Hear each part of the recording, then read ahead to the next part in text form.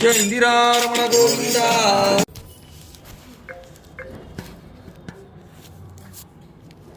మరి 84 లక్షల జీవరాశుల్లో మరి మానవ జన్మ అనేటువంటిది చాలా అత్యున్నతమైనటువంటి మానవ జన్మ.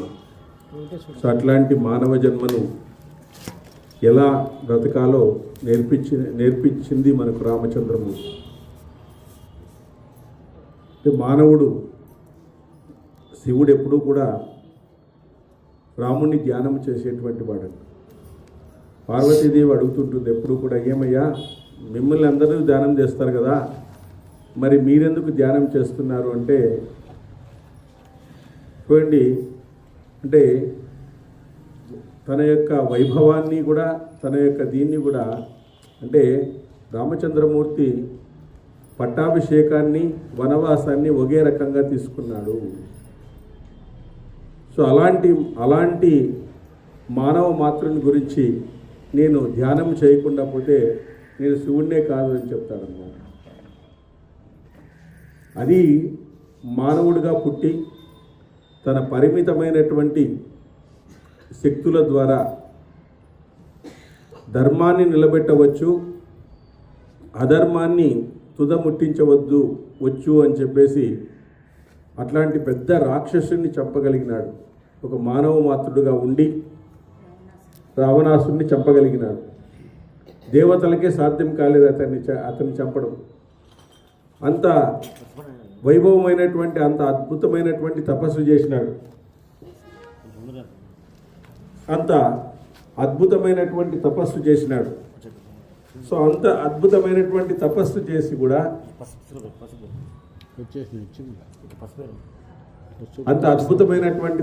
చేసి కూడా ఆయన మరి సాధించగలిగినాడు. అంటే పరిమితమైనటువంటి సామర్థ్యం. మానవునికి దేవతలంత సామర్థ్యం ఉండదు, కానీ పరిమితమైనటువంటి సామర్థ్యంతో మరి అతను అనేక ఋషుల నుంచి గొప్ప శక్తులను సాధించినాడు. అతను ధర్మం వల్ల ప్రజల యొక్క ఆశీస్సులన్నీ వాళ్ళకు లభించినాయి. ప్రజల యొక్క ఆశీస్సులు లభించినాయి. ధర్మాన్ని అతను పాటించడం వలన భగవంతుని యొక్క ఆశీస్సులు లభించినాయి. సో ధర్మాన్ని పాటించడం వల్ల అన్ని ఆశీస్సులు పొందినాడు ఆయన. ఒక పక్క ప్రజల ఆశీస్సులు లభించినాయి, ఒక పక్క దేవతల ఆశీస్సులు లభించినాయి, ఒక పక్క ఋషుల ఆశీస్సులు లభించినాయి ఆయనకన్నీ కూడా. ఋషులు ఆ కాలంలో తాము చేసుకున్నటువంటి శక్తినంతా కూడా ఇట్లాంటి వాళ్ళకు దారపోసేవాళ్ళు అనమాట. ఎందుకంటే ధర్మాన్ని నిలబెట్టాలంటే శక్తి కావాలి, అంత ఈజీ కాదు. ధర్మాన్ని పాటించాలంటేనే ఎంతో శక్తి కావాలి. కాబట్టి ధర్మాన్ని పాటించాలంటే ఎంతో శక్తి కావాలి. అలాంటి శక్తిని వీళ్ళందరూ కూడా ఆయనకి ఇచ్చినారు కాబట్టి ఆయన ధర్మాత్ముడుగా నిలబడగలిగినాడు. ఈరోజు మనకేమైతా ఉంది శక్తి అంటే, చిన్న చిన్న భౌతికమైనటువంటి సంపదలకంతా అట్రాక్ట్ అయిపోతున్నాం. ఈరోజు అట్రాక్ట్ అయిపోయి మనలో ఉండేటువంటి శక్తి అంతా కూడా నిర్వీర్యమవుతుంది. అంటే మనలో ఎక్కువగా మాట్లాడడము, దానివల్ల నిర్వీర్యమవుతుంది. ఎక్కువగా గతాన్ని తలుచుకోవడము నిర్వీర్యమవుతుంది. ఎక్కువగా భవిష్యత్తును ఆలోచించడము నిర్వీర్యమవుతుంది. పదవులు అవన్నీ కావాలా అని చెప్పి అనుకోవడము, సంపద కావాలనుకోవడం, ఇట్లా నిర్వీర్యం చేసుకుంటున్నాం. మన శక్తి అంతా కూడా ఒక చోట కాన్సన్ట్రేట్ చేయలేకుండా పోతున్నాం.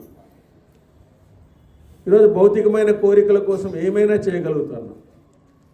మొన్న మహారాష్ట్రలో ఒక అతనంట ఒక 3 పిల్లలుంటే పంచాయతీ సర్పంచ్కి అర్హుడు కాదు, 2 పిల్లలు ఉండాల. ఆయనకు 3 ఉన్నారంట. ఒక పాపను ఎక్కించుకొని పోయినాడు ఆయన. బైక్లో ఎక్కించుకొని పోయి నదిలోకి తోసేసినాడు ఆ పాపని, పదవి కోసం. చూడు ఇంత దారుణమైంది. భౌతికమైనటువంటి దానిల కోసము ఇంత దారుణాన్ని కొరగడతారు ఎవరన్నా. నాన్న వద్దు వద్దు అన్నా కూడా ఆ పాప 6 ఏళ్ల పాపను తోసేసినాడు. ఎంత ఇది చూడండి. మరి అదే మనం చెప్పేది, నేను చెప్పేది వానికి అంత మాత్రం ఇంకిత జ్ఞానం లేదు. ఎంత తెలిసిపోయింది మరి చూడండి. ఆ భౌతిక చూడండి, రామచంద్రమూర్తి రాత్రి పట్టాభిషేకం అన్నారు, పొద్దున్నే వనవాసం అన్నారు. రాత్రి ఏమో కిరీటం పెట్టుకో, పొద్దున్నేమో నార చీరలు కట్టుకో అన్నారు. రెండింటినీ ఒకే రకంగా చూసినాడు. మరి అలాంటి వాడిని గురించి కాకుండా ఎవరిని ధ్యానించాలో నేను అని చెప్తున్నాడంటే శివుడు. అలాంటి వ్యక్తి ఎవరైనా ఉంటారా అట్లా? మరి అలాగే మనం ఎందుకు ఉండలేకుండా పోతున్నాం చెప్పండి. ఆ పదవి శాశ్వతం కాదు, ఇది శాశ్వతం. వనవాసము శాశ్వతమేం కాదు ఆయనకేమి. ఆ పదవి వచ్చింది, వనవాసం వచ్చింది, రెండు వచ్చినాయి. రెండు శాశ్వతం కాదు అని చెప్పినప్పుడు మనం దేనికైనా సిద్ధపడాల్సిందే కదా. అది కూడా కైకేయి చెప్పింది. ఇది దశరథుని ఆజ్ఞ అంటే ఏం అట్లా చెప్తావు, నువ్వు చెప్తే ఒకటి, ఆయన చెప్తే ఒకటి, నువ్వే చెప్పొచ్చు కదా ఆ విషయము.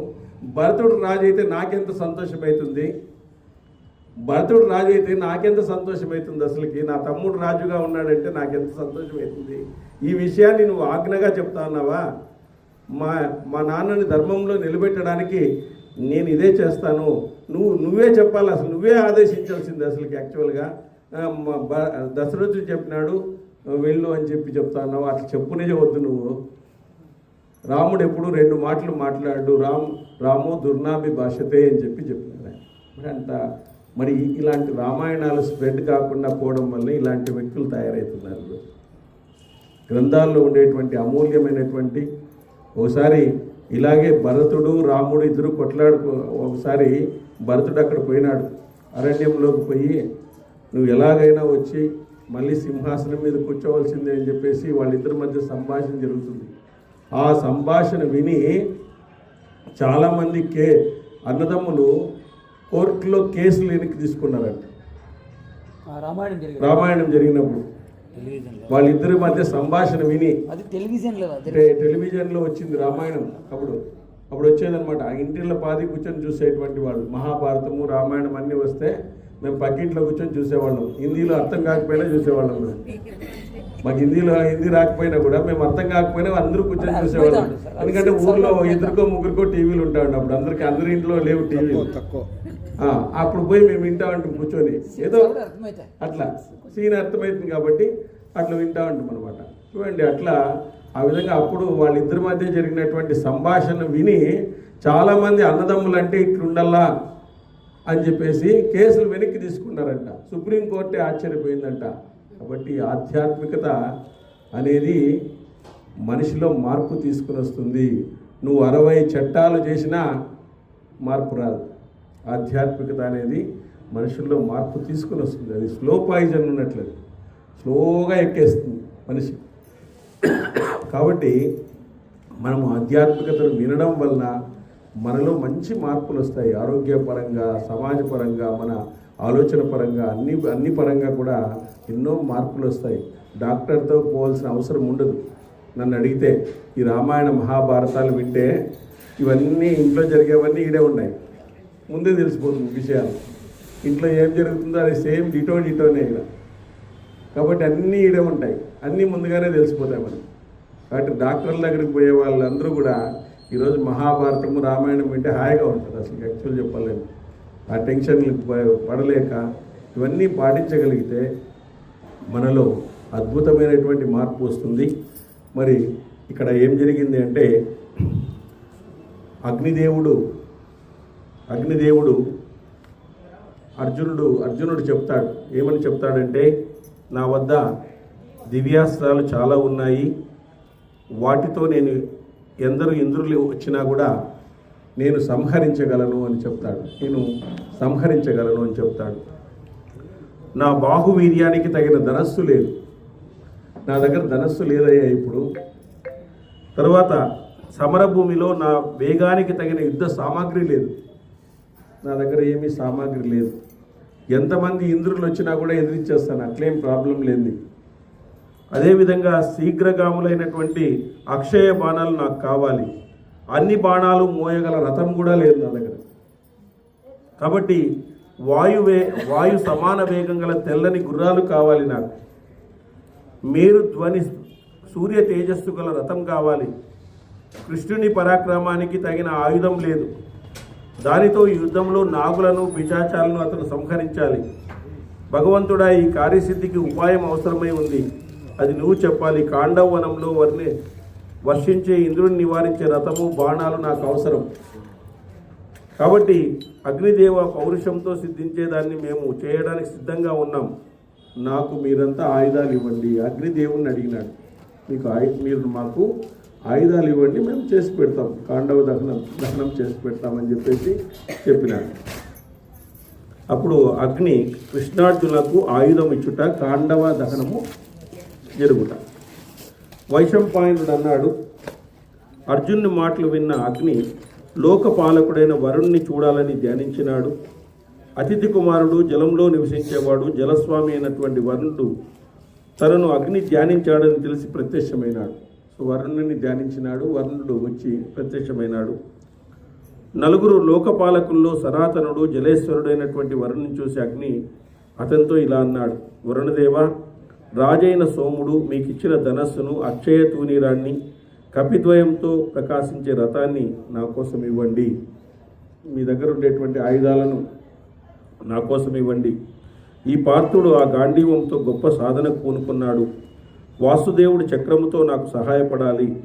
కాబట్టి ఆ రెండింటిని నాకు ఇవ్వండి అని చెప్పేసి అగ్నిదేవుడు వరుణదేవుడిని అడిగినాడు అనమాట. అప్పుడు వరుణుడు ఇప్పుడే ఇస్తున్నానని చెప్పేసి అగ్నితో అన్నాడు. అద్భుతమైన కీర్తిని పెంచే గాంధీవాన్ని, అక్షయ తూణీరాన్ని ఇచ్చాడు. ఇతరుల శస్త్రాస్త్రాలకు నశించదు, అది ఇతరుల శస్త్రాస్త్రాలకు నశించదు, సర్వశస్త్రాస్త్రాలని నశింపజేస్తుంది. గాంధీవం ప్రమాణంలో మిగతా ధనస్సుల కంటే పెద్దది. 10,000 ధనస్సుల పెట్టు, అది ధరించిన వారి దేశం వృద్ధి చెందుతుంది. చిత్ర విచిత్రాలతో ప్రకాశిస్తూ చింద్రాలు లేనిది, అనేక సంవత్సరాలు దేవదానవ గంధర్వ గుణాలచే పూజించబడింది. ఆ ధనస్సును అక్షయ తూనీరాన్ని అగ్నికి ఇచ్చినాడు.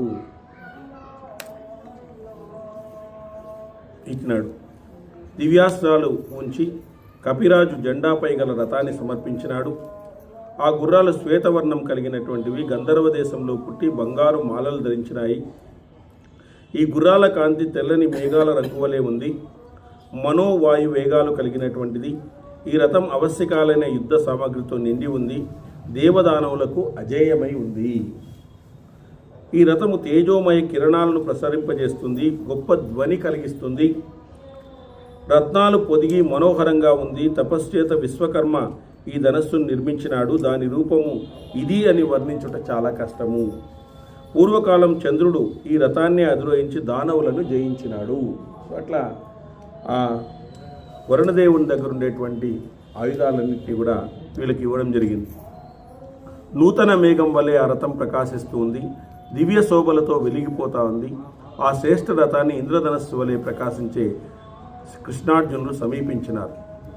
ఆ రథ ధ్వజదండం సుందరమైంది, సువర్ణ నిర్మితమైంది. దానిపై సింహ శార్దూల నమాకారములు కలిగినటువంటి వానరుడు కూడా కూర్చున్నాడు. వానరుడు అంటే ఆంజనేయ స్వామి, కపిరాజు కాబట్టి. ఆ రథ శిఖరం పైన వానరుడు శత్రునాశనం చేయడానికి సిద్ధంగా ఉన్నాడు. ఆ ధ్వజంపై వివిధములైన భయంకరమైన జంతువులున్నాయి. వాటి నాదం వింటే శత్రు సైనికులు ప్రాణాలు పైనుంచి పైకే ఎగిరిపోతాయి. సో ఆ రథం వివిధ పతాకాలతో ప్రకాశిస్తుంది. దానికి ప్రదక్షిణ చేసి దేవతలకు నమస్కరించి కవచం, ఖడ్గం, వేళ్లను తొడుగులు దాల్చి పుణ్యాత్ములైన అర్జునుడు దివ్య విమానం అధిరోహించినట్టుగా ఆ రథాన్ని అధిరోహించినాడు. పూర్వము బ్రహ్మ నిర్మించిన శ్రేష్టమైన గాంధీవాన్ని పొంది అర్జునుడు సంతోషించినాడు. అగ్నిదేవుని ఎదుట పరాక్రములైన అర్జునుడు ఆ ధనస్సుకు నారి బిగించినాడు. ఆ సమయంలో ఉత్పన్నమైన ధ్వని విన్న ప్రాణుల మనస్సు ఒక్కసారిగా వ్యాకులమైపోయింది. ఆ ధ్వని అక్కడ ఉండేటువంటి మొత్తం ప్రాణుల యొక్క మనస్సు అంతా కూడా వ్యాకులమైపోయిందంట. అట్లా ఏందప్ప ఇంత బీతిల్లింది అనేటట్లుగా అయిపోయిందంట. ఆ దివ్య రథాన్ని, అక్షయ తూరీరాన్ని, గాంధీవాన్ని పొందిన అర్జునుడు ప్రసన్నుడై అగ్నికి సహాయం చేయడానికి సమర్థుడైనాడు. అగ్ని ఇంతలో వజ్రముతో సమానమైన మధ్యబలం గల చక్రాన్ని శ్రీకృష్ణునికి ఇచ్చినాడు. అగ్నిదత్తము ప్రియము అయినటువంటి చక్రాన్ని పొంది సహాయపడడానికి శ్రీకృష్ణుడు కూడా సమర్థుడైపోయినాడు. శ్రీకృష్ణునితో అగ్నిదేవుడు అన్నాడు, అమానుషులైన రాక్షసులు, పిశాచాలు, నాగులు, దైత్యులు, దేవతలను కూడా యుద్ధంలో నువ్వు గెలుస్తావు. వీరందరినీ సంహరించి సర్వశ్రేష్ఠుడవుతావు. శ్రీకృష్ణుడు అగ్నిదేవునితో అన్నాడు. ఈ విధంగా వీళ్ళందరినీ గెలిచేటువంటి అవకాశం మనకైతే ఉంది అని చెప్పినాడు. మాధవ, యుద్ధంలో శత్రువులపై నువ్వు విసిరినప్పుడల్లా శత్రువులను చంపి ఆ చక్రం తిరిగి నీ చేతికి చేరుతుంది, దానికి అంత బలం ఉంది అని చెప్పినాడు. పిడుగు వలె ధ్వనిస్తూ శత్రు నాశనం చేసే కౌమోదకి అనే పేరు గల గదను కూడా వరుణుడు శ్రీకృష్ణునికి ఇచ్చినాడు. సో వీళ్ళందరూ వర్ణదేవుడు, వీళ్ళందరూ కూడా వాళ్ళ యొక్క ఆయుధాలన్నింటినీ కూడా అక్కడ ఇవ్వడం అనేటువంటి జరిగింది. మిక్కిలి సంతుష్టులై శ్రీకృష్ణార్జునులు శస్త్రాస్త్రాలు, రథము, కేతనం కలిగి సురాసురులందరితోనూ పోరాడగల సమర్థులయ్యారు. ఆ పన్నాగాలకై యుద్ధము చేసే వజ్రాయుధంతో ఎందుకు యుద్ధము చేయలేదు? ఎందుకు వాళ్ళు వజ్రాయుధంతో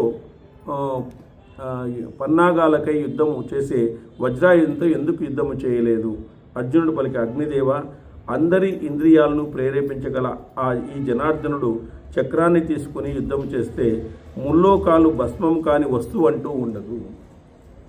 ఇంకా భగవంతుడు శ్రీకృష్ణ భగవానుడు మరి పరిపూర్ణ అవతారమైన మరి ఆయన యుద్ధం చేస్తే ఇంకా ఏది మిగిలేటువంటి అవకాశం అంటూ ఏమి లేదు.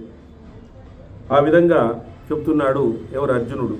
అగ్నిదేవ, గాంధీవాణ్ణి 2 అక్షయ తూనీరాలను తీసుకుని నేను కూడా అన్ని లోకాలను యుద్ధములో గెలవాలనే ఉత్సాహంగా ఉన్నాను. మహాత్మా, మీరిప్పుడు ఈ వనాన్ని 4 వైపుల నుంచి దహించండి, మేమిద్దరము మీకు సహాయపడడానికి సిద్ధంగా ఉన్నాము అని చెప్తున్నాడు. వైశంపాయనుడు చెప్తున్నాడు. కృష్ణార్జునుల పలుకులు విని అగ్నిదేవుడు తేజో రూపాన్ని ధరించి కాండవ దహనానికి పూనుకున్నాడు. అంటే ఎవరన్నా వస్తే వీళ్ళు సపోర్ట్ అనమాట. ఈయన దహిస్తూ ఉంటాడు. ఎవరన్నా నీళ్ళు వేసేది ఇట్లాంటివి ఏమన్నా ఎవరన్నా వచ్చినారనుకోండి, వాళ్ళని వీళ్ళు సంహరిస్తారు. అక్షయ తూనీరం అవన్నీ వరుణదేవుడు వీళ్ళకి ఇచ్చినాడు. అగ్నిదేవుడు ప్రార్థించినాడు వాళ్ళని. 7 జ్వాలలు గల అగ్ని కాండవ వనాన్ని అన్ని వైపుల నుంచి యుగాంతమని భ్రమింపజేస్తూ దహిస్తున్నాడు. అగ్నిదేవుడు ఆ వనాన్ని 4 వైపుల నుంచి చుట్టుముట్టి లోపల వ్యాపించి మేఘ గర్జనతో సమానంగా ప్రాణులన్నింటినీ కూడా కంపింపజేసినాడు. కాబట్టి అగ్నిచే దహించబడిన ఆ కాండవనం పూర్తి సూర్యకిరణాలచే వ్యాప్తమై మేరు పర్వత సంపూర్ణ స్వభావం ప్రకాశించేటట్లుగా కనిపిస్తుంది. పెద్ద పర్వతం ఏమైనా కాలిపోతుందేమో అనేటట్టుగా అదంతా మేరు పర్వతం ఏమైనా కాలిపోతున్నట్టుగా కనిపిస్తూ ఉందంట. రతికులలో శ్రేష్ఠుడైన వారిరువురు కాండవ దహనానికి 2 వైపుల నుంచి నిలబడి అన్ని దిక్కులా సంచరిస్తూ అక్కడి ప్రాణులతో గొప్ప యుద్ధాన్ని సాగించినారు. కాండవ వనంలోని ప్రాణులు దిక్కుచోచక ఎటు పరుగుతూ ఇస్తున్నాయో, ఏ వైపు తీస్తున్నాయో వీరు వారిని అనుసరిస్తున్నారు. అక్కడ ప్రాణులు అన్నింటినీ కూడా చంపేస్తున్నారు. శీఘ్రంగా సంచరించే కాండవ వన ప్రాణాలకు తప్పించుకోవడానికి చిన్న సందు కూడా చిక్కలేదు. రథశ్రేష్ఠులు కృష్ణార్జునులు 2 వైపులా కాలే కర్రవలే అటు ఇటు తిరుగుతూనే ఉన్నారు. మొత్తం అంటే దాన్ని పూర్తిగా భస్మీపటలం చేసేస్తున్నారు. కాండవ వనాన్ని అగ్ని దహిస్తుంటే లక్షల కొలది ప్రాణులు అన్ని వైపుల నుంచి భయంకరంగా ఆర్తనాదాలు వినపడినాయి. కొందరికి శరీరం తగిలిపడిపోయింది, కొందరికి ఉడికిపోయింది, కొందరికి కండ్లు చిట్లిపోయాయి. ఇంద్రియ వైకల్యం పొందినారు. తలో దిక్కుకు పరుగులు తీశారు అక్కడ ఉండేటువంటి వాళ్ళు. కొన్ని పుత్రులను కౌగలించుకొని విడవలేక, కొన్ని తల్లిదండ్రులను సోదరులను విడవలేక ప్రేమతో అక్కడే ఉండి చనిపోయినాయి. కొందరు పళ్ళు కొరుకుతూ అనేక ప్రదేశాలకు దూకి అటూనిటూ దిక్కులు కానక సంచరిస్తూ తిరిగి అగ్నిలోనే పడిపోతున్నారు. కొన్ని పక్షుల రేఖలు కళ్ళు పాదాలు తగలపడగా భూమిపై కొట్టుకుంటున్నాయి. కొన్ని శరీరాలు తగలబడిపోతున్నాయి. జలాశయాలు వేడెక్కిపోతున్నాయి. సలసలా మరుగుతున్న నీటిలో అందులో నివసించే ప్రాణాలు, తాబేళ్లు, చేపలు చనిపోయి కనిపించినాయి. అంటే ఈ అగ్నిదేవుని యొక్క ఇది శక్తిని తగ్గించినాడు కాబట్టి అగ్నిదేవుడు మళ్ళీ పుంజుకోవాలి కాబట్టి ఈ కాండవ వనాన్ని చేయాల ఖచ్చితంగా. ప్రాణుల ఆ సంహార స్థలమైన కాండవవనంలో శరీరాలు తగలపడుతూ ఉంటే ప్రాణులన్నీ రూపుదాల్చిన అగ్నిదేవత వలె కనపడుతున్నాయి. ఎగిరి పారిపోయే పక్షులను అర్జునుడు ముక్కలు ముక్కలుగా ఖండించి బగబగమండే అగ్నిలో పడేటట్లు చేశాడు. పక్షులన్నీ బాణాలతో అవయవాలు తెగి భయంకరంగా నినాదాలు చేస్తూ తిరిగి కాండవ వనంలో పడిపోయినాయి. మొత్తం అంతా కూడా ఏమీ లేకుండా అన్నీ కాలిపోతున్నాయి అన్నమాట. బాణాలచే గాయపడి గుంపులు గుంపులుగా ఉన్న ప్రాణుల ఆక్రందనలు మదించే సముద్రం యొక్క ఘోషలాగా వినిపిస్తుందిగా. సముద్రము ఈ అలలు వచ్చినప్పుడు ఈ శబ్దం ఎట్లాగైతే ఉందో ఆ విధంగా సముద్ర ఘోషలాగా వినిపిస్తూ ఉందంట. మండుచున్న అగ్నిజ్వాలలు ఆకాశానికి ఎగిరి దేవతలకు కూడా భయాన్ని కల్పించినాయి. దేవతలకు కూడా ఆ జ్వాలతే ఉడికిపోయిన దేవతలందరూ ఋషులతో కూడా దేవేశుడు, అసురనాశకుడు, సహస్రాక్షుడైన ఇంద్రుని దగ్గరకు చేరారు. వీళ్ళంతా ఏమయ్యా ఈ విధంగా కాండవ దహనము జరుగుతూ ఉంది, ఆ అగ్నికిళ్ళంతా కూడా ఆకాశాన్ని తాకుతూ ఉంటే దేవతలందరూ పోయి ఇంద్రుని దగ్గరికి పోయినారంటే ఏం పరిస్థితి అని చెప్పేసి వీళ్ళకి ఏమి ప్రాబ్లం వచ్చినా ఆయన దగ్గరికి పోతారు. అది కదా. మళ్ళీ దేవతలు పలికిన దేవేశ్వర, అగ్ని ఏ కారణంగా మనుషులను దహిస్తున్నాడు? ప్రపంచానికి ప్రళయం ఏమన్నా వచ్చిందా? మాకు తెలియకుండా ప్రళయం ఏమన్నా ప్రపంచానికి ఏమన్నా వచ్చిందా అని అడిగినారు. వారి మాటలు విన్న దేవేంద్రుడు స్వయంగా చూసి కాండవ వనాన్ని అగ్ని నుంచి రక్షించడానికి బయలుదేరినాడు. ఇంద్రుడు తనతో అనేక రథ సముదాయాలను తీసుకుని వెళ్ళి ఆకాశమంతా వ్యాపించి వస్త్రధారణలు కురిపించినాడు.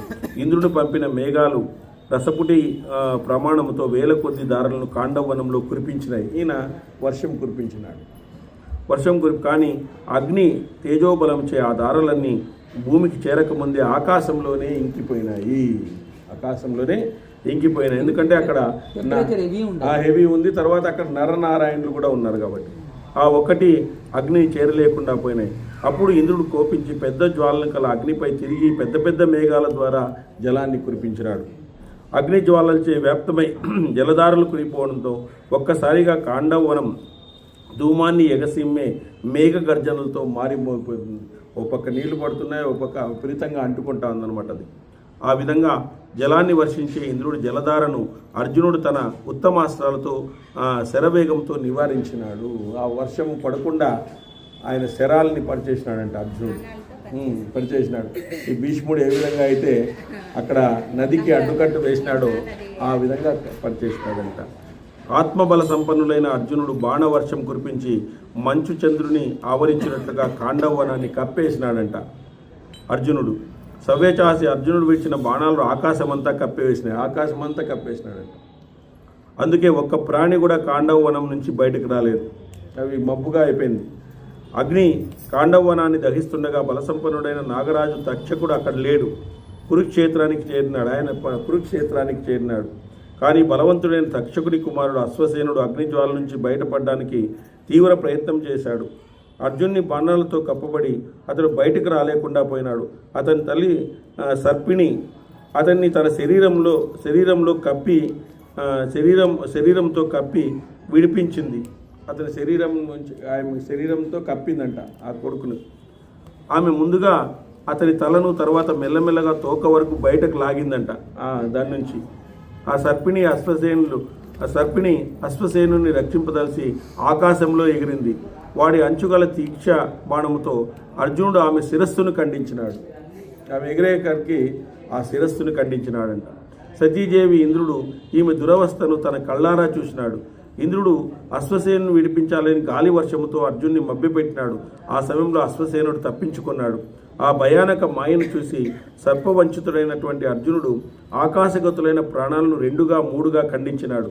అర్జునుడు కోపించి వక్రగామి అయిన సర్పాన్ని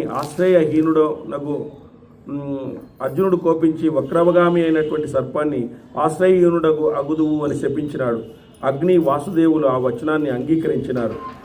అక్కడ శాపం కూడా ఇచ్చేసినాడు. ఆ సర్పానికి శాపం కూడా ఇచ్చేసినాడు. ఆ జయశీలి అర్జునుడు కోపించి ఇంద్రుని మోసాన్ని మాటిమాటికి స్మరిస్తూ శీఘ్రగాములైన బాణాలతో ఆకాశాన్ని కప్పి ఇంద్రునితో యుద్ధానికి దిగినాడు. శాపం అంటే ఆమె తీసుకోపోయింది కదా, ఆ సర్పం తీసుకుని జయసేనుడు వాడు తప్పించుకునేసినాడు. ఆమెకు శాపం ఇచ్చినాడు. ఆ విధంగా యుద్ధంలో కోపించిన అర్జునుని చూసి ఇంద్రుడు ఆకాశాన్ని అంతటినీ కప్పివేయగల ఇంద్రాస్త్రాన్ని ప్రయోగించినాడు. ఇంద్రునితో డైరెక్ట్గా యుద్ధం చేస్తున్నాడు. ఇప్పుడు పిమ్మట మహాధ్వనితో వాయువు సర్వసాగరాలను కల్లోపరుస్తూ జలధారలతో నిండిన మేఘాలను ఆకాశంలో పుట్టించసాగినాడు. ఇంద్రుడు భయంకరమైన మెరుపులు తలతలలు కల ఘోరమైన వజ్రాయుధాన్ని అర్జునునిపై అర్జునునిపైనే విడిచినాడంట ఇంద్రుడు. అర్జునుడు కూడా ప్రతీకార నిపుణుడై వాయువ్యాస్త్రాన్ని అభిమంత్రించి వదిలినాడు. ఆ అస్త్రం ఇంద్రుడు పంపిన మేఘ బలాన్ని వేగాన్ని నాశనం చేసింది. ఆ మేఘాలన్నింటినీ కూడా నాశనం చేసేసింది. జలధారలు ఇంకిపోయి మెరుపు తీగలు నశించినాయి. క్షణకాలంలో ఆకాశంలో ధూళి అంధకారాలకు దూరమై స్వచ్ఛంగా కనిపించింది. సుఖం కలిగించే గాలి వీచసాగింది. సూర్యమండలం స్వాభావిక స్థితికి వచ్చింది. ఎదురు లేకపోవడంతో అగ్ని సంతసించినాడు. ఇంకా కాండవ దహనం పూర్తి అయింది. మామూలు పరిస్థితికి వచ్చింది. పరిస్థితి అంతా కూడా వివిధ రూపాల్లో వెలిగిపోతూ ప్రాణులు దేహం నుంచి బయటకు వచ్చి కొవ్వుతో మరింత ప్రజ్వలించినాయి. అదే సమయంలో తన ధ్వనులతో లోకాన్నంతటినీ వ్యాపింపజేసినాడు. రాజా కృష్ణార్జునులు రచిస్తున్న ఈ కాండవ వనాన్ని చూసి అహంకరించిన గరుడ జాతికి చెందిన పక్షులన్నీ ఆకాశంలో ఎగిరిపోయినాయి. ఈ విధంగా ఒక గరుడ పక్షి వంశపక్షి వజ్రం లాంటి తన రెక్కలు తుండం నకలతో శ్రీకృష్ణార్జునుని బాధించాలని అనుకుని ఆకాశం నుంచి ఒక్కసారిగా వారిపై పడింది. ఈ గరుడ పక్షి వీళ్ళు గరుడ పక్షి అంతా కూడా కోపించినారు. వీళ్ళు గాండవ దహనాన్ని చేసి మా పక్షి జాతిని అంతా కూడా ఇది చేసినారని చెప్పేసి ఒక పక్షి పైనుంచి తన రెక్కలతో తుండముతో నకలతో కృష్ణార్జునుని అదే ఇట్లా గోర్లతో వాళ్ళని ఇది చేయాలని చెప్పేసి ప్రయత్నం చేసింది. ఒకసారి వాళ్ళపై పడిందంట. అదేవిధంగా పాముల సముదాయాలు మండిపోయే ముఖాలతో ఘోరమైన కాలకూట విషాన్ని అర్జున్ దగ్గరికి విడిచిపెట్టినాయంట. పాములన్నీ కూడా విషాన్ని విడిచిపెట్టినాయంట. ఇది చూసి అర్జునుడు కోదాగ్ని దీప్తిడ్రై ప్రాణాలతో వాటిని ముక్కలు చేసేసినాడు. ఇంకా దేహనాశనం కోసము అవి అన్నీ ప్రకాశించే అగ్నిలో ప్రవేశించినాయి. ఇంకా అన్నీ అగ్నిలో పడిపోయినాయి అన్నమాట. ఆ విధంగా అటుపైన రాక్షసులు, గంధర్వులు, యక్షులు, అసురులు, సర్పాలు యుద్ధం మీదకి ఉచ్చికత్తుతో పోల్చరాని ధ్వనులు చేస్తూ వారి ఎదురుపై ఇవన్నీ మొత్తం అంతా కూడా వీళ్ళందరూ కూడా వాళ్ళ మీద పడినారంటే శ్రీకృష్ణార్జునుల మీద. ఎవరెవరు వీళ్ళందరూ? యక్షులు, అసురులు, గంధర్వులు, రాక్షసులు, సర్పాలు, యుద్ధము ఇవన్నీ కూడా. ఇనుప చక్రాలు వదిలే లోహపు ఉండలు గల ప్రేలుడు సామాగ్రితో శ్రీకృష్ణార్జునులు చంపాలని క్రోధం ప్రదర్శించినాయంట. వీళ్ళందరూ కూడా అసురులు, వీళ్ళందరూ కూడా ఎవరు? అసురులు, యక్షులు, గంధర్వులు వీళ్ళందరూ కూడా చంపాలని ప్రయత్నం చేసినారంట. పెద్దగా కోలాహలం చేస్తూ బాణవర్షం కురిపించే వారి శిరస్సులను అర్జునుడు నిశితులైనటువంటి శరాలతో హింసించసాగినాడు. వాళ్ళందరినీ కూడా చంపేసినాడు. శత్రు సహనశీలి మహాతేజస్వైన శ్రీకృష్ణుడు కూడా దైత్య దానవుల గుంపులతో యుద్ధం చేసి చంపివేసినాడు. మరికొందరు శరపీడితులై చక్రవేగ పీడితులై మహాతేజస్సులైన సముద్రం ఒడ్డుకు చేరి ఆగిపోయినట్లు ముందుకు సాగలేకుండా పోయినారు. ఈ విధంగా ఇంద్రుడు మిక్కిలి కోపించి తెల్లని ఏనుగునెక్కి వారిరువురిపై వచ్చాడు. రాక్షస సంహారం ఇంద్రుడు వేగంగా పిడుగులాంటి వజ్రాయుధాన్ని తీసి దేవతలతో వీరిద్దరూ ఇంక చచ్చారులే అని చెప్పేసి ఒక వజ్రాయుధాన్ని వదిలినాడంట. ఎవరు? ఇంద్రుడు వీళ్ళ మీదకి, కృష్ణార్జునుల మీదకి. దేవేంద్రుని చే పైకెత్తబడిన వజ్రాయుధాన్ని చూసి దేవతలందరూ అదే రీతిగా తమ ఆయుధాలన్నీ పైకి తీసుకుని పట్టుకున్నారు. రాజా యముడు కాలదండాన్ని, కుబేరుడు గదను, వరుణుడు పాశాన్ని, విచిత్రమైనటువంటి వజ్రాన్ని చేతితో తీశారు. స్కందుడు శక్తిని తీసుకుని మేరు పర్వతంలా నిశ్చలంగా నిలిచినాడు. అశ్విని దేవతలు ప్రకాశించే ఓషధులను గ్రహించినారు. దాత ధనస్సును, జయుడు రోకలిని, మహాబల సంపన్నుడు తమ దగ్గర ఉన్నటువంటి ఆయుధాలన్నింటినీ కూడా ఎత్తి పట్టుకున్నారంట. అందరూ కూడా ధ్వజ ప్రజాపతి పర్వతాన్ని తీసుకుని యుద్ధానికి దిగినారంట. అందరూ కూడా వీళ్ళ మీద. అంశుడు శక్తిని, నృత్యదేవత గండ్రగొడ్డల్ని, అర్యముడు భయంకరమైన పరిగను తీసుకుని యుద్ధంలో సంచరించినారు. మిత్రుడు వాడి అంచుల చక్రాన్ని గ్రహించి ఎదురు వచ్చాడు. ఉష, భరుడు కోపించిన సవిత ధ్వనులను గ్రహించి కృష్ణార్జునులు ఎదుర్కొన్నారు. దేవతలు మొత్తం అంతా వచ్చేసినారు. వీళ్ళిద్దరిని చంపాలని చెప్పేసి దేవతలంతా వచ్చినారు. రుద్రులు, వసువులు, బల సంపన్నులైన వాయువులు, విశ్వదేవులు, సాధ్యులు ఇంకా ఇతరమైన దేవతలు తమ తమ తేజవులతో వెలిగిపోతూ కృష్ణార్జునులు చంపాలని వివిధ ఆయుధాలను గ్రహించి వారిపై వచ్చారు.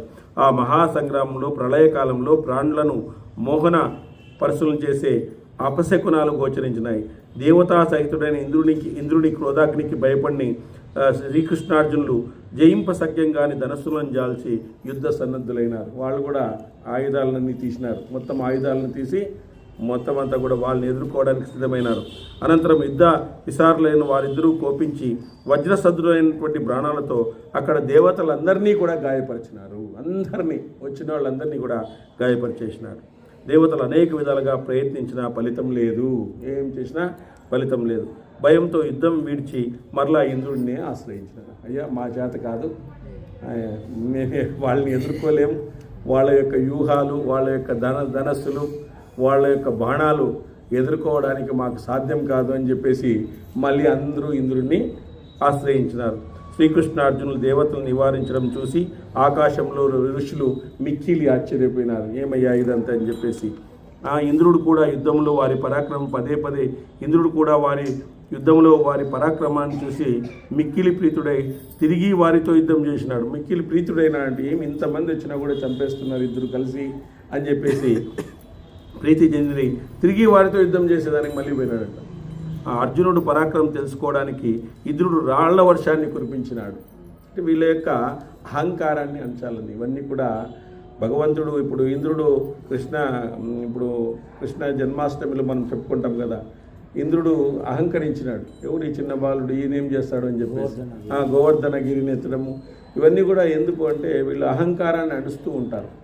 ఒకరు అహంకారం పోయినప్పుడు దాన్ని సెట్ చేస్తుంటారు అన్నమాట. ఎవరు అహంకారం పడితే వాళ్ళు, ఇప్పుడు విష్ణువు అహంకారం పడినాడు అనుకో శివుడు సెట్ చేస్తాడు దాన్ని, శివుడు అహంకారం పడినాడు అనుకో విష్ణువు ఇది చేస్తాడు. ఇట్లా వీళ్ళు ఒకరికొకరు ఇది చేసుకుంటుంటారు. ఎందుకు ఆ అహంకారం వలన ఏవి వస్తాయి బయటికి, ఈ అహంకారం వల్ల విపత్తులు ఏముంటాయి, అలాంటి ధర్మ సందేహాలను మనకు ధర్మ సూక్ష్మాలను చెప్పడానికి ఆ విధంగా ఒకరికొకరు అహంకారం పడినప్పుడు వీళ్ళందరూ అహంకారం పడితే అమ్మవారు వస్తుందన్నమాట. రెడీ అవుతుంది, మొత్తం వచ్చేస్తుంది, మొత్తం తీసుకొని వచ్చేస్తుంది. ఇట్లా ఒకరు అహంకారం పడినప్పుడు ఒకరు అహంకారం పడినప్పుడు ఒకరు వచ్చి దాన్ని సర్దుకుంటారనమాట. లాస్ట్కి అమ్మవారు వచ్చేది. వీళ్ళు ముగ్గురు ఇదైనారు అనుకో అమ్మవారు వచ్చేస్తున్నారు. ఇంద్రుడు, తర్వాత విష్ణువు, శివుడు, వీళ్ళు ముగ్గురు అహంకారాలను అణచేస్తుంది అమ్మవారు అనమాట. సో ఆమె శక్తులే కాబట్టి ఇవన్నీ కూడా. అట్లా ఒకరికొకరు ఈ విధంగా అహంకార పడినప్పుడు దాంట్లో ఉండేటువంటి తాత్వికతను తెలియజేసి దాంట్లో ఉండేటువంటి మర్మాన్ని లోకానికి తెలియచేయాలా అనేటువంటి ఉద్దేశంతో ఆ తాత్కాలికంగా చేసినటువంటి ఒక ఇదనమాట. అవి ఆ లీలలు మనం అర్థం చేసుకోవాలి. అదే భగవంతుని లీల అంటారు. భగవంతునికి అన్నీ తెలుసు. ఇప్పుడు విష్ణువుకి తెలియదా, బ్రహ్మకు తెలియదా, శివరాత్రి కథల్లో కూడా అదే వచ్చేది. వాళ్ళకి తెలియదా, కానీ వాళ్ళకి తెలుసు, కానీ తెలియనట్లు నటిస్తారు. మనకు అన్నీ తెలుసు అనుకుంటాము, మనకన్నీ తెలుసు, ఏమీ తెలియదు. మనకు అన్నీ తెలుసు అనుకుంటాం, కానీ యాక్చువల్గా ఏమీ తెలియదు. వాళ్ళకి అన్నీ తెలుసు, కానీ తెలియనట్లుంటారు. మనం తెలియకపోయినా తెలిసినట్లుంటాం ఒకసారి. అన్నీ తెలిసేపోయింది కానీ. సో అది మనం చేస్తే కర్మ, వాళ్ళు చేస్తే లీల. కాబట్టి ఆ లీలను మనం అర్థం చేసుకోవాలి. ఎందుకోసం చేసినాడు అనేటువంటిది అర్థం చేసుకుంటే అందులో ఉండేటువంటి అద్భుతమైన రహస్యాలు ఉంటాయి. ఆ అద్భుతమైనటువంటి రహస్యాలే మన జీవితానికి ముందుకు తీసుకెళ్తాయి. అంత ఆశ్చర్యం కలుగుతుంది ఒక్కొక్కసారి. మరి అంత ఆశ్చర్యం కలుగుతుంది మనకు. అట్లాంటి అంటే వాళ్ళు అంత గొప్ప శక్తి ఉన్నప్పటికీ కూడా ఆ లీలను వాళ్ళు ప్రదర్శిస్తారు. ఎవరి కోసము? భక్తుల కోసం, వేరే వాళ్ళ కోసం కాదు. భక్తులు ఎదురు చూస్తుంటారంట, స్వామి నీ లీలలు ఇవయ్యా, ఒకసారి ఆ లీల చూసి మేము మార్చుకుంటామని చెప్పేసి.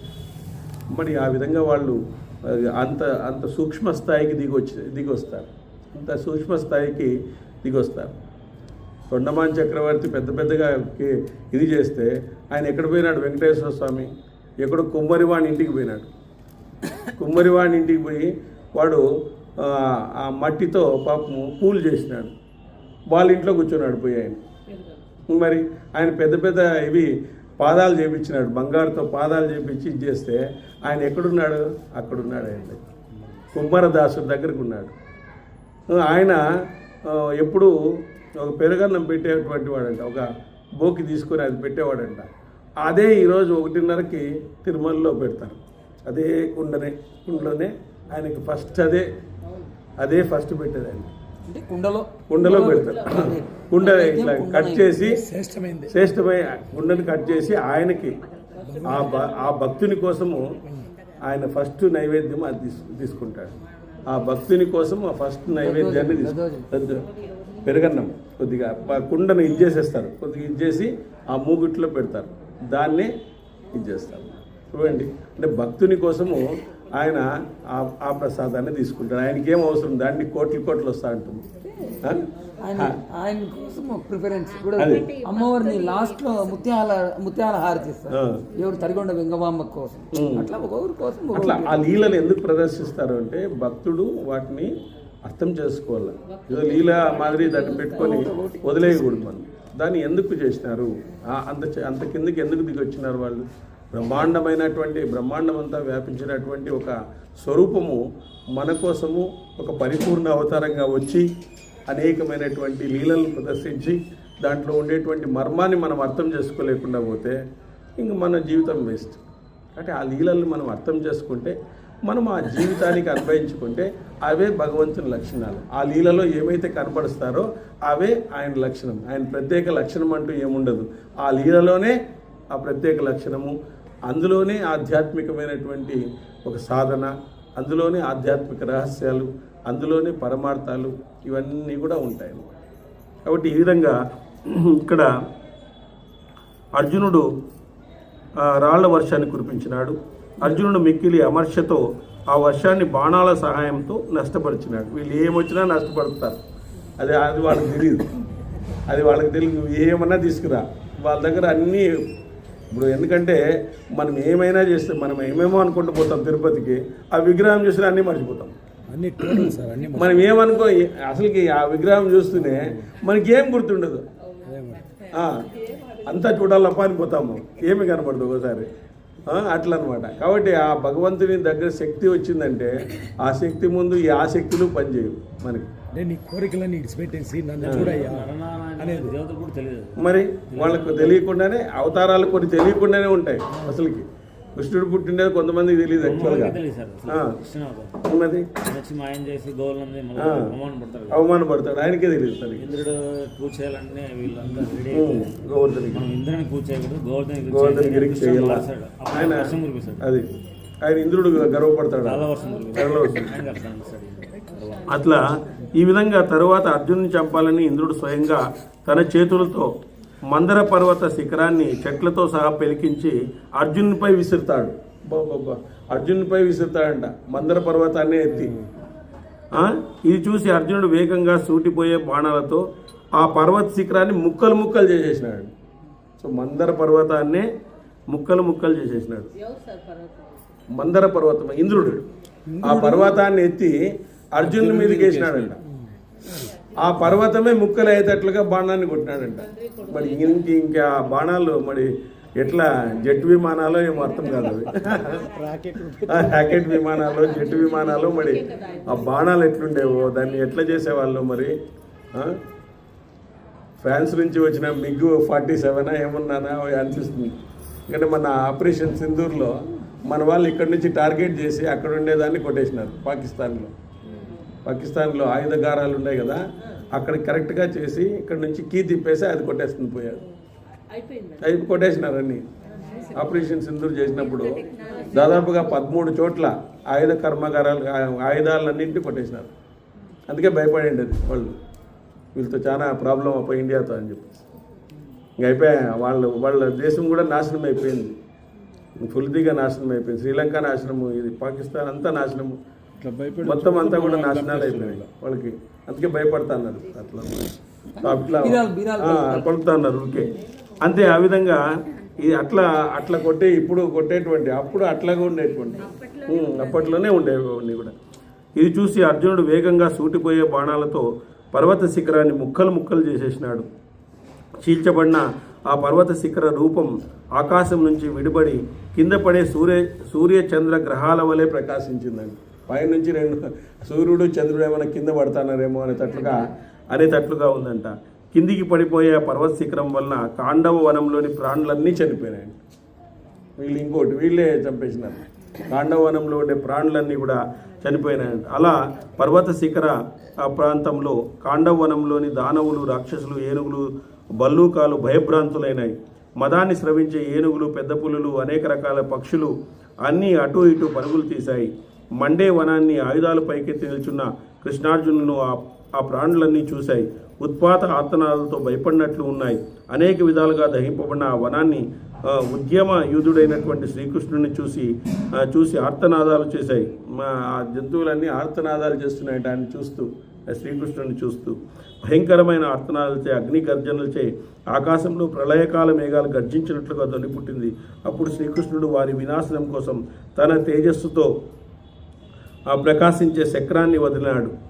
ఆ చక్ర ఆహారముతో దానవ, నిశాచర, క్షుద్ర ప్రాణులన్నీ తెగి కింద పడిపోయినాయి. దానవ, నిశాచర, క్షుద్ర ప్రాణులు ఏవైతే ఉన్నాయో అన్నీ కూడా తెగి అగ్నిలోకి పడిపోయినాయంట.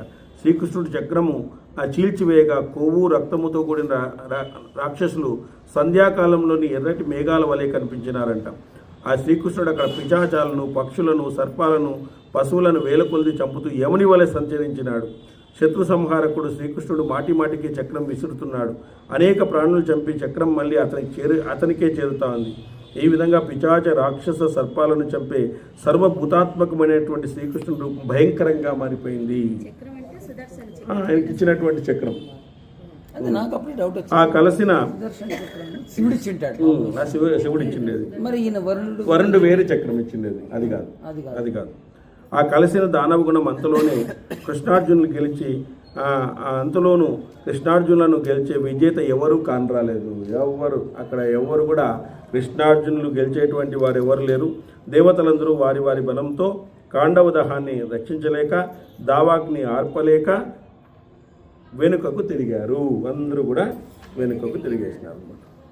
సో యదక్షర పదభ్రష్టం మాత్రాహీనం క్షమ్యతాదేవ నారాయణ నమోస్తుతి. ఎవరు కూడా కాండవ దహనం పూర్తి అయిపోయింది. ఎవరు కూడా వాళ్ళని ఎదిరించేటువంటి వాళ్ళు లేరు.